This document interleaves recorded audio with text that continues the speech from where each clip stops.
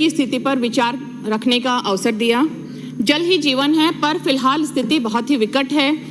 Dynamic ground water resources report में 2025 तक जयपुर, अजमेर, जैसलमेर और जोधपुर में पानी की उपलब्धता का आकलन शून्य किया गया है। और वो दिन दूर नहीं जब हम भी साउथ अफ्रीका के केप टाउन जैसे शहरों की लिस्ट में शुमार होंगे।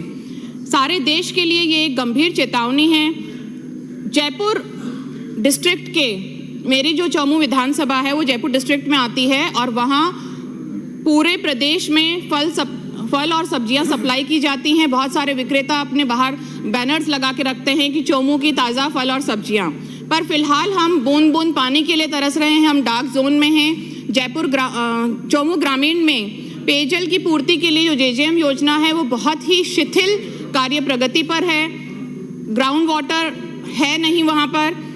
बिजली बिल की जो स्थिति है कि पंचायत उसे पे करे या पीएचईडी डिपार्टमेंट उसे पे करे, इस पर मंत्रालय जल्दी ही अपनी स्थिति स्पष्ट करे, क्योंकि बहुत सारी योजनाएं हैं जो इसी कंफ्यूजन में शुरू नहीं हो पा रही हैं। एक एक ठेकेदार को 15-15, 18-18 टेंडर्स दिए गए हैं। टेंडर पास होने के बाद में ठेकेदार गायब हैं, वो लोग जवाब नहीं देते हैं। इसकी वजह से कार्य आगे प्रगति नहीं कर पा रहा है।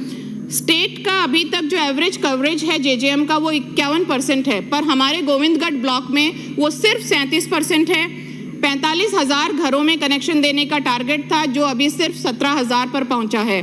तो सरकार अपनी मंशा स्पष्ट करे कि 31 मार्च के बाद और टेंडर्स नहीं हो रहे हैं और वर्क ऑर्डर्स नहीं हो रहे हैं, तो सरकार की क्या मंशा सरकार रखती है कि बाकी घरों में भी जल कनेक्शन पहुंचाए जाएं।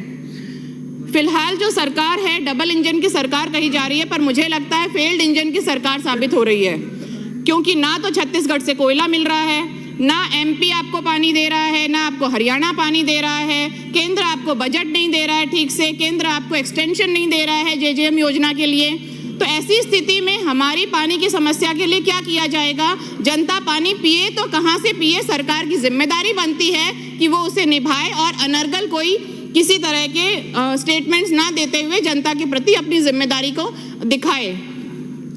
फिलहाल व्यवस्था वैसे ही है और पीएचईडी डिपार्टमेंट को Rajasthan water supply and sewerage corporation में बदलने का शायद प्लान हो रहा है, पर सरकार इस पर भी ये स्पष्ट करे कि इसके बाद संभवतः जो वाटर टैरिफ्स बढ़ेंगे वो क्या जनता ही ढोएगी? जो पानी है वो हमारे लिए कोई लग्जरी नहीं है, वो हमारा मूलभूत अधिकार है, तो इसे तो सोशल सिक्योरिटी में लाना चाहिए। तो इसके लिए सरकार फिर से एक बार विचार करे कि पीएचईडी को अगर निगम बनाया जाता है तो उसमें कर्मचारियों का किस तरह से भुगतान होगा, उनका वेतन का, और जनता किस तरह से उसे झेलेगी। चौमू शहर में कुल पानी की मांग 90 लाख लीटर प्रतिदिन है, पर फिलहाल सप्लाई सिर्फ 1/3 31.5 लाख लीटर प्रतिदिन है, जो सारे सोर्सेस को मिलाकर है। तो एक ग्रॉस डिस्प्रपोर्शन है डिमांड और सप्लाई में। लोगों को हर महीने हज़ारों रुपए के टैंकर्स मंगवाए जा रहे हैं और फिर भी बहुत ही पुअर क्वालिटी पानी पीना पड़ रहा है, फ्लोराइड युक्त पानी पीना पड़ रहा है। लोग पानी माफिया और टैंकर माफिया के शिकार हो रहे हैं। कांग्रेस सरकार ने चौमू को इसरदा बांध से पानी पिलाने की घोषणा की थी, पर वर्तमान सरकार ने उसे गोलमाल कर दिया। अमृत 2 योजना के लिए चौमू के नाम पर 19-20 करोड़ कुछ रुपए प्रस्तावित किए गए हैं, पर अभी तक अमृत 2 योजना का कोई रोड मैप स्पष्ट नहीं हो रहा है। तो हमारी मांग है कि या तो हमें बिसलपुर योजना से पानी पिलाया जाए या अमृत 2 योजना की जो अभी स्टेटस है वो क्लियर किया जाए। भूजल स्तर सुधारने के लिए जल शक्ति अभियान कैच द रेन 2024 को ठीक से इम्प्लीमेंट किया जा सकता है। वाटर हार्वेस्टिंग के लिए रेन वाटर हार्वेस्टिंग ग्रामीण इलाकों में भी सब्सिडी देनी चाहिए। और बहुत सारा मुझे लगता है कि जनता सिस्टम सभी में इच्छा शक्ति की कमी है, क्योंकि मैंने कुछ उच्च अधिकारियों से भी डिस्कस किया था और उसमें था कि सहारा रेगिस्तान में एक व्यक्ति जिसने अपनी इच्छा शक्ति का प्रदर्शन किया और एक क्षेत्र चुना जिसमें 100 मीटर पर 3x5 के गड्ढे उसने खोदे और उसमें बरसात का पानी भरा गया।